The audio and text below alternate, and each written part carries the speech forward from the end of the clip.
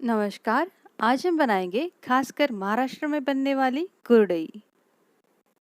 ये कुरडई गेहूं से बनती है। गेहूं को 3-4 दिन भिगो के उसे पीस के उसका चीक यानी कि दूध निकाला जाता है और उससे कुरडई बनती है। तो चलिए पारंपरिक तरीके से ये कुरडई बनाते हैं। कुरडई बनाने के लिए 2 किलो गेहूं लिए हैं एक पतीले में। इस गेहूं को हम अच्छे से 2 बार पानी से धो लेते हैं। अब गेहूं को अच्छे से धोने के बाद हम इसमें पानी ऐड कर देते हैं।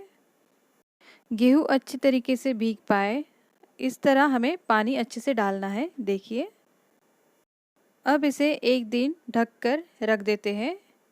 गेहूं हमने जिस दिन भिगोए उस दिन हम डे 1 करके याद रखेंगे। अब डे 2 यानी कि दूसरे दिन देखते हैं गेहूं को। आज हम क्या करेंगे, ये ऊपर का पानी निकाल देते हैं और गेहूं को थोड़ा सा धो के दूसरा फ्रेश पानी डाल देते हैं। उससे क्या होता है, गेहूं की स्मेल थोड़ी सी कम आती है। अब दूसरा फ्रेश पानी हमने डाल दिया है गेहूं में। अब अच्छे से ढक कर रख देते हैं और अगले दिन देखते हैं। आज डे 3 यानी कि तीसरा दिन है। देखते हैं गेहूं को। आज थोड़ा सा ज़्यादा ही झाग दिख रहा है। आज भी हम क्या करेंगे, ये पानी हटा देते हैं और गेहूं को थोड़ा सा अच्छे से धोकर दूसरा फ्रेश पानी डाल देते हैं और फिर ढककर रख देते हैं और नेक्स्ट डे देखते हैं। आज डे 4 यानी कि चौथा दिन है। ऊपर का पानी निकाल लेते हैं और गेहूं को थोड़ा धो लेते हैं। अब ये गेहूं एक बर्तन में दूसरे बर्तन में निकाल लेते हैं। आज हमें ये गेहूं को पीसना है और उसका चीक निकालना है पापड़ बनाने के लिए। तो गेहूं को इस तरह हमने निकाल लिया है एक दूसरे बर्तन में। अब हमें क्या करना है, एक बर्तन लेना है जिस पर चालनी अच्छे से बैठ पाए आराम से। हमें गेहूं को ग्राइंड करके इस चालनी से छानना है। चालनी जितनी बारीक साइज़ की हो उतनी अच्छी रहेगी। आप कोई कॉटन के कपड़े से भी छान सकते हो, पर वो थोड़ा डिफ़िकल्ट जाएगा। तो ये थोड़ी इजी मेथड है, ये इस्तेमाल करें। तो अब थोड़े थोड़े गेहूं लेते हैं और उसमें थोड़ा सा पानी डाल देते हैं और इसको थोड़ा बारीक कर लेते हैं। तो 4 से 5 मिनट मिक्सर को अच्छी तरह चला लेते हैं। एक बार चम्मच से घुमा भी लेते हैं। अब जो ये तैयार हुआ है घोल, हम चालनी में डाल देते हैं और इसको छानने की कोशिश करते हैं। ये गेहूं का चीक बहुत ही स्टिकी होता है, बहुत ही हार्ड होता है अलग करने के लिए, और थोड़ा स्टार्टिंग के स्टेज में ये थोड़ा डिफ़िकल्ट जाता है। तो चम्मच से हम थोड़ा थोड़ा प्रेस करके हम ये गेहूं का चीक निकाल लेते हैं। शुरुआत में ये चीक थोड़ा कम ही निकलता है, तो चिंता ना करें। इतना गेहूं का चीक जमा हो गया है। अब जो बचा हुआ जो है हम मिक्सर के पॉट में फिर डाल देते हैं और तो इसमें थोड़ा सा पानी मिला के वो और एक बार बारीक कर लेते हैं।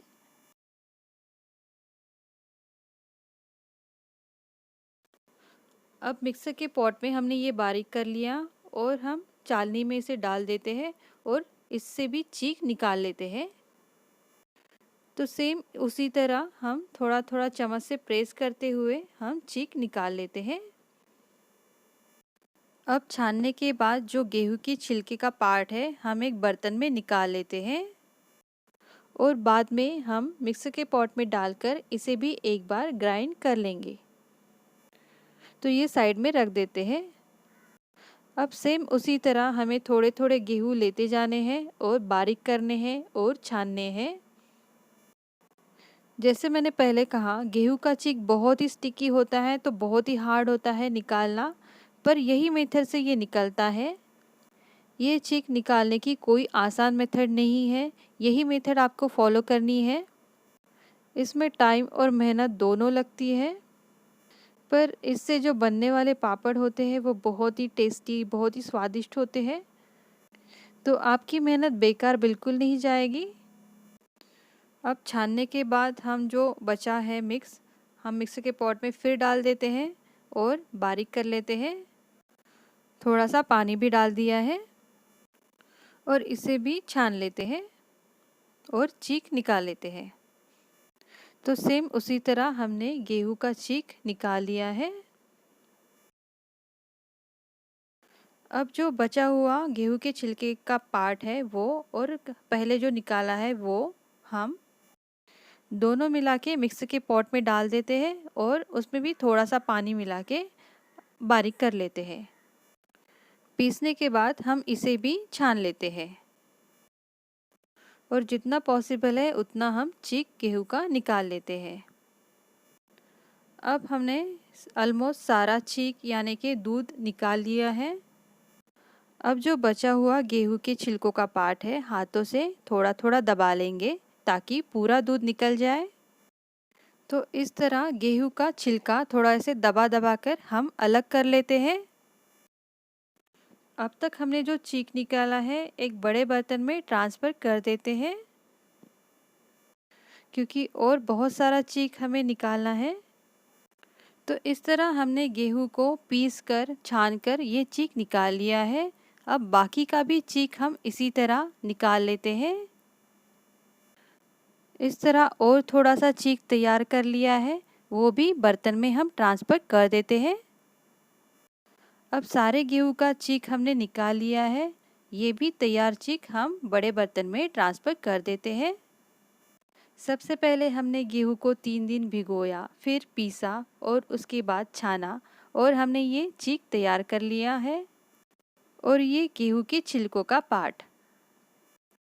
अब हमें ये चीक रात भर ऐसे ही ढक कर रखना है ताकि ये सेटल हो जाए और अगले दिन सुबह महाराष्ट्र की स्पेशल कुरडी बनाएंगे।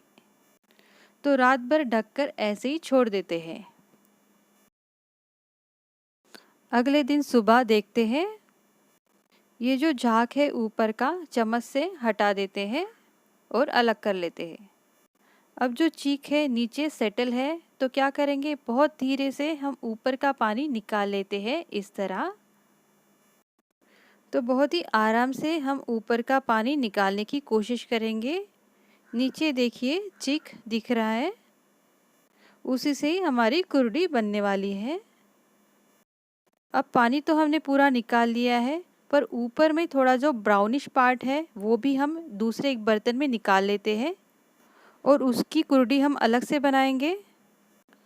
अब नीचे एकदम सफ़ेद वाला पार्ट ही बचा है, इससे हमारी कुरडी एकदम सफ़ेद कलर की हो जाएगी।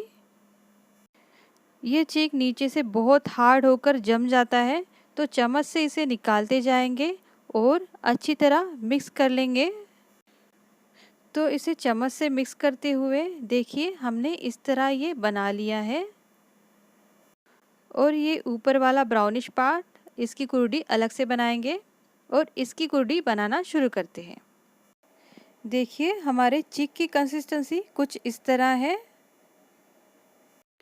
अब कुरडी बनाने का साँचा ले लेते हैं और आपके पसंद का साइज़ ले लीजिए और उसमें फिट कर दीजिए और अंदर से पानी या फिर तेल लगा लीजिए। पानी लगाना बेहतर होगा क्योंकि तेल से स्मेल आती है।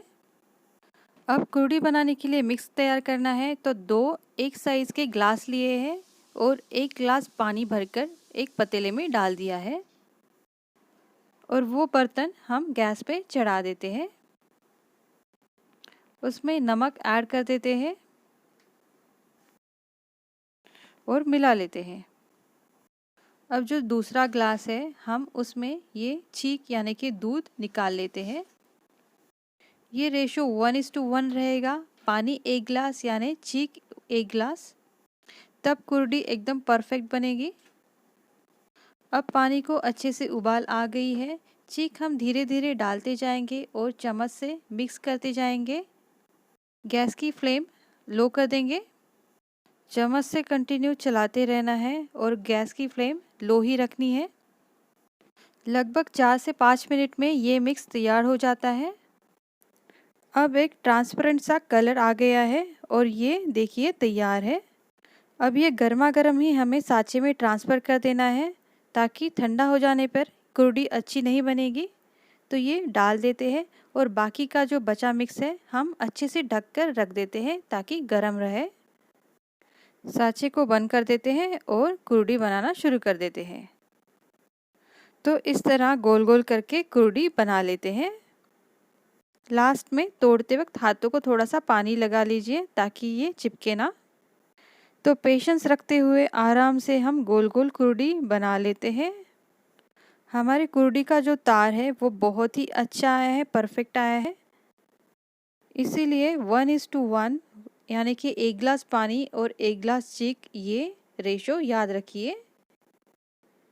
तो बाकी की भी कुर्डी बना लेते हैं।